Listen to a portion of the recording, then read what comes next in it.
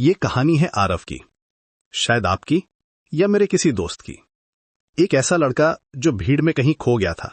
Classroom की आखिरी bench पर बैठने वाला वो लड़का जिसे लगता था कि वो बस एवरेज है। उसके रिपोर्ट कार्ड पर लिखे मार्क्स सिर्फ स्याही के धब्बे नहीं थे, बल्कि उसकी काबिलियत पर लगे सवालिया निशान थे। हर बार जब वो अपने दोस्त कबीर को फर्स्ट आते देखता तो उसके अंदर कुछ टूट जाता था। एक अनकही सी तुलना, एक चुभने वाला एहसास कि वो कभी उतना अच्छा नहीं बन सकता। रातें सबसे मुश्किल होती थीं। जब पूरा घर सो जाता तब आरव के दिमाग में विचारों का तूफान उठता था। मैं इतनी मेहनत करता हूं, फिर भी मार्क्स क्यों नहीं आते? मुझ में कोई कमी है क्या? शायद मैं बना ही नहीं हूं इन सब चीजों के लिए। ये सवाल उसे सोने नहीं देते थे। तकिए में मुंह छिपाकर बहे आंसू किसी ने नहीं देखे थे। वो हर सुबह एक झूठी मुस्कान लेकर स्कूल जाता और हर रात उसी टूटे हुए दिल के साथ सो जाता। उसे लगता था कि उसकी दुनिया बस इतनी ही है, एक एवरेज स्टूडेंट की दुनिया जहां उम्मीद की कोई किरण नहीं थी। एक दिन क्लास के बाद उसके हिस्ट्री के टीचर मिस्टर वर्मा ने उसे रोका। आरव का दिल धक से रह गया। उसे लगा आज फिर डांट पड़ेगी। आरव यहां आओ, मिस्टर वर्मा ने बहुत शांत आवाज में कहा। आरव डरते डरते उनके पास गया। परेशान हो? उन्होंने पूछा। आरव चुप रहा। उसकी आंखें ही सब कह रही थीं। मिस्टर वर्मा ने गहरी सांस ली और बोले, जानते हो, जब मैं तुम्हारी उम्र का था तो मैं भी बिल्कुल तुम्हारी तरह था। मुझे लगता था कि मैं कभी कुछ नहीं कर पाऊंगा। मैं हमेशा अपने दोस्त से खुद को कंपेयर करता था, जो हर चीज में मुझसे बेहतर था। आरव ने हैरानी से उनकी तरफ देखा। फिर एक दिन मेरे टीचर ने मुझसे एक बात कही। मिस्टर वर्मा ने आरव के कंधे पर हाथ रखते हुए कहा। उन्होंने कहा, वर्मा, ये जिंदगी किसी और से रेस नहीं है। ये रेस तुम्हारे आज की, तुम्हारे कल से है।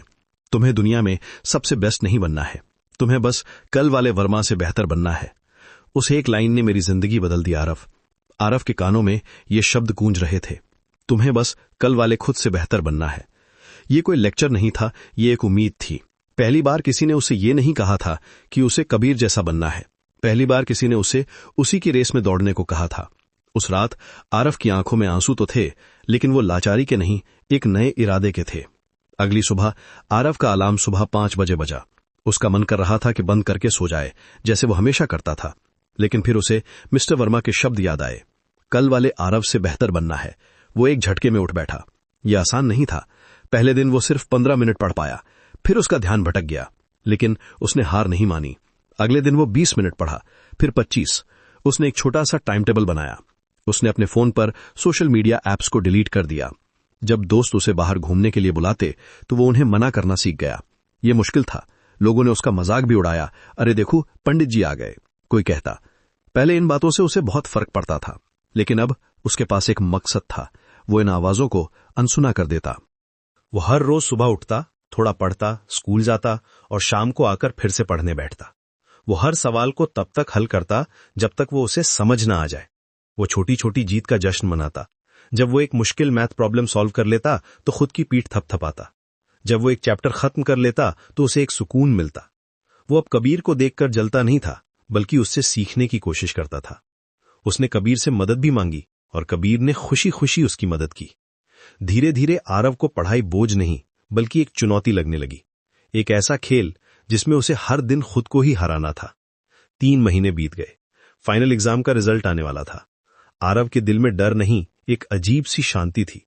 उसे पता था कि उसने अपनी तरफ से पूरी मेहनत की है। जब टीचर ने उसका रिपोर्ट कार्ड दिया तो उसके हाथ कांप रहे थे। उसने धीरे से उसे खोला। वो क्लास में फर्स्ट नहीं आया था, वो टॉप 10 में भी नहीं था, लेकिन उसके मार्क्स पिछले हर एग्जाम से बेहतर थे। मैथ में जहां उसके 50 नंबर आते थे, वहां अब 70 थे। साइंस में 60 से 80 हो गए थे। उसकी आंखों में खुशी के आंसू थे। ये आंसू उस रात के आंसुओं से बहुत अलग थे। ये जीत के आंसू थे, खुद पर जीत के। उसने भीड़ में मिस्टर वर्मा को देखा। मिस्टर वर्मा उसे देखकर मुस्कुरा रहे थे, जैसे कह रहे हों, देखा, मैंने कहा था ना। आरव को उस दिन समझ आया, सफलता का मतलब दुनिया में सबसे बेहतर होना नहीं है। सफलता का मतलब है कल वाले खुद से बेहतर होना।